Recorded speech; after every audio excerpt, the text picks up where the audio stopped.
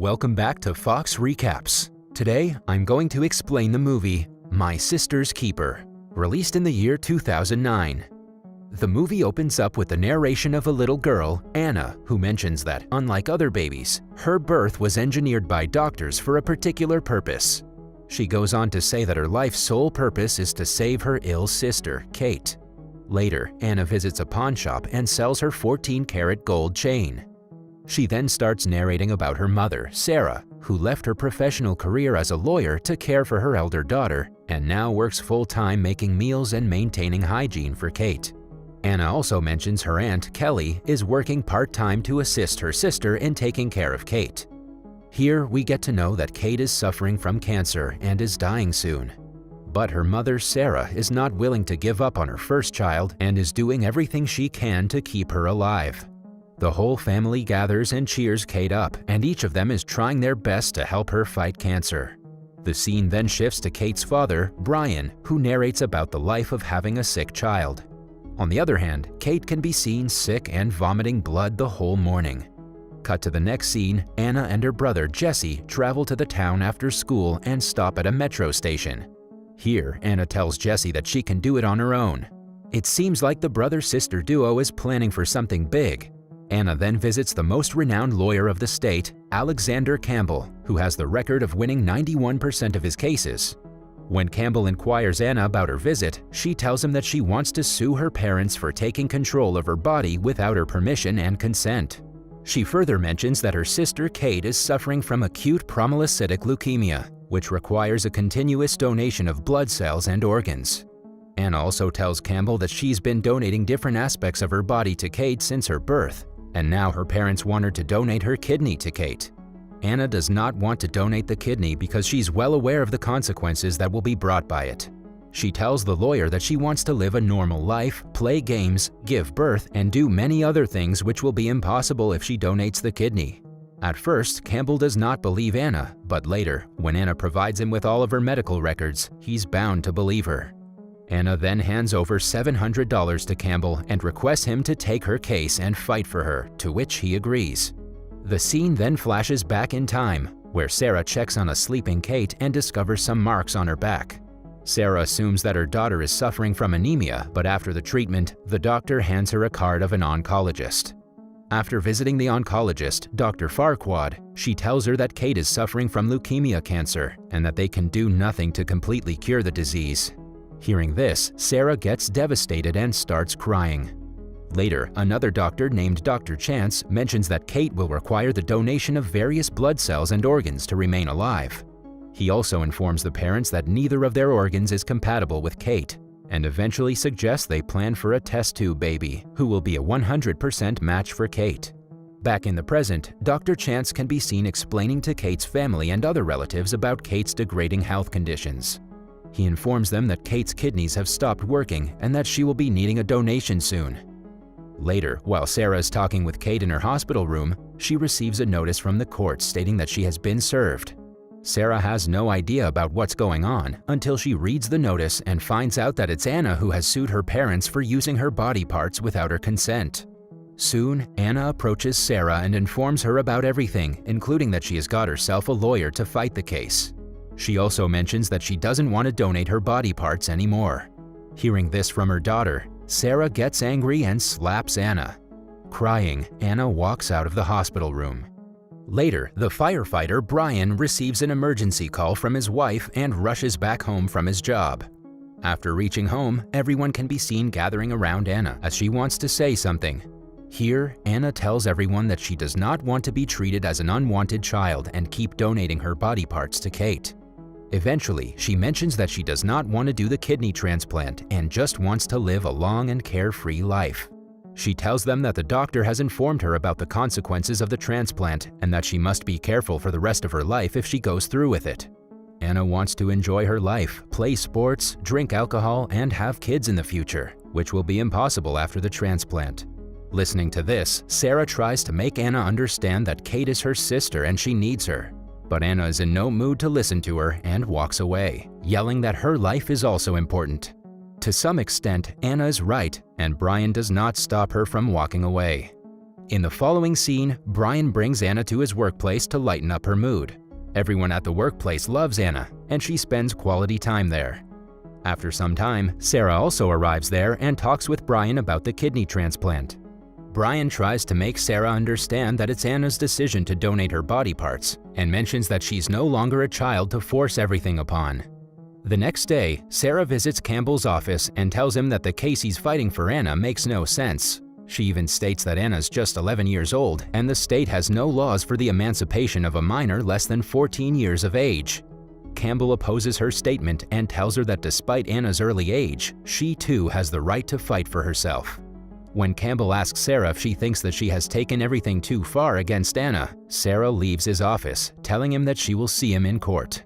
Afterward, Kate can be seen hiding under the blanket, refusing to go out in the sun and have fun. Brian tries to wake her up as she needs to get some fresh air and stretch her muscles. After some time, Kate wakes up and tells everyone that she's feeling sick and also insecure about her appearance for going out in public. Hearing this, Sarah immediately shaves her head to boost Kate's confidence. Later, the whole family goes out, has fun, and also clicks many pictures together. In the next scene, Kate is in the hospital room skimming through her slam book that she's prepared about her family. She mentions that her disease has ruined her family. Looking at her brother's pictures, she speaks to herself and feels sorry for him as she has taken all her parents' attention, despite her brother needing it the most, as he is dyslexic. On the other hand, Sarah and Campbell meet each other in court and visit the judge, DeSalvo, in her office. After getting to know about Anna's case from Campbell and Sarah, Judge DeSalvo wishes to talk with Anna to understand the case better. Later, after Campbell and Sarah leave the office, Anna is brought there. Judge DeSalvo asks Anna about her wish, and she replies that she doesn't want her parents to take control of her body. In the following scene, the doctors approach Sarah and inform her about Kate's body not reacting to the medications and treatments.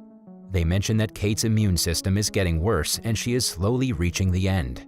Kate can be seen looking at all this from her hospital room and is also well aware of her impending death. However, Sarah loves her daughter so much that she refuses to believe that she is dying.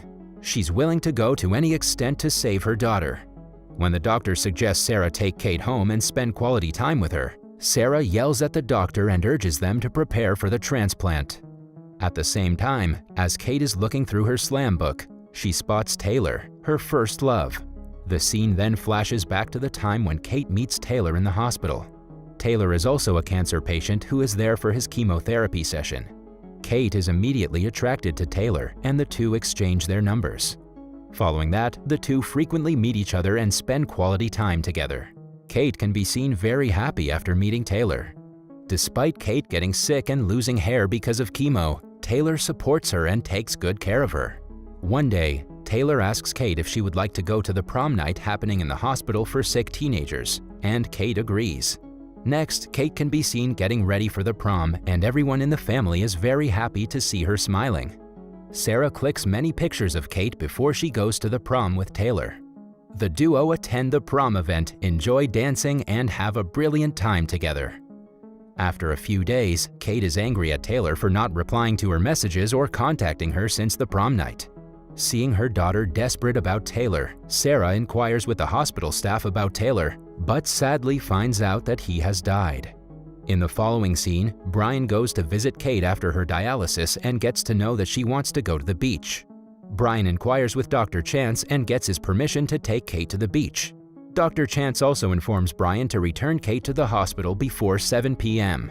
Brian then discharges Kate for the day and arranges everything required to take her to the beach. But when Brian enters the house to gather some mattresses and beach clothes, Sarah spots Kate inside the car and tries to stop Brian from taking her to the beach. Sarah mentions that it's not good for Kate's health and demands Kate be returned to the hospital. Despite this, Brian takes Kate to the beach, threatening Sarah for divorce if she doesn't join them. Later, Kate can be seen happy on the beach, and after a while, Sarah also joins them with Kelly.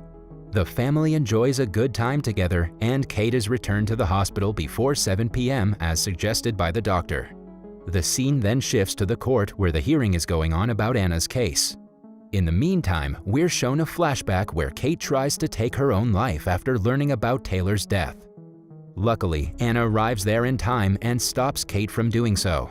After that, Kate expresses her want to visit Taylor once she passes away. Back in the court, Sarah is interrogating Anna, who is no longer willing to donate her body parts to her sister. Sarah mentions that she knows her daughter very well and suspects that there's someone who is influencing her to act this way. Seeing Anna defend herself, Jesse stands from his seat and urges Anna to tell the truth. Anna, on the other hand, tries to stop Jesse, but the latter comes in front and tells everyone that Anna is actually following Kate's advice and refusing to donate her kidney.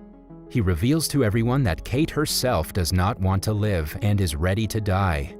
At first, Sarah does not believe it, but when Brian also supports Jesse's claims, she is bound to believe. Meanwhile, Campbell walks out of the courtroom without any notice and collapses while running in the hallway. It is then disclosed that Campbell is actually epileptic, and the main reason he took Anna's case is that he knows how it feels to have no control over your own body.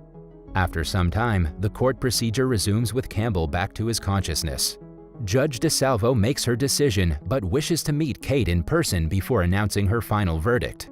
When Judge DeSalvo is finished talking with Kate, the family members and other relatives enter Kate's room and suggest different remedies to fight cancer and overcome her mental situation. Brian, on the other hand, orders some pizza to lighten up the mood. Later, Kate asks everyone to leave except her mother, Sarah. When everyone else is gone, Kate hands over her slam book to Sarah and tells her that she's ready to die. Sarah cries and sleeps beside Kate, holding her hand. That night, Kate dies in her mother's arms. In the next scene, it's Kate's funeral, and everyone can be seen crying. After a few days, Mr. Campbell visits Anna and hands over some documents, notifying her that they've won the case and that he's able to maintain his 91% success rate. Before leaving, he also tells Anna that she can visit him anytime if she needs anything. In the last scene, Anna narrates how their life has changed after Kate's death. She mentions that Sarah has resumed her profession as a lawyer, and Brian has taken an early pension from his job and has started training the troubled city youths. Jesse has also continued his studies and has managed to get a scholarship in one of the best art academies in New York. The movie ends with Anna mentioning that despite their busy lives, the whole family takes a vacation during Kate's birthdays and visits her favorite location in Montana. That was all from the video. I hope you liked it. Subscribe for more content like this, and hit the like button to help us out. Also, leave a comment if you want us to recap your favorite movie. Until next time, take care.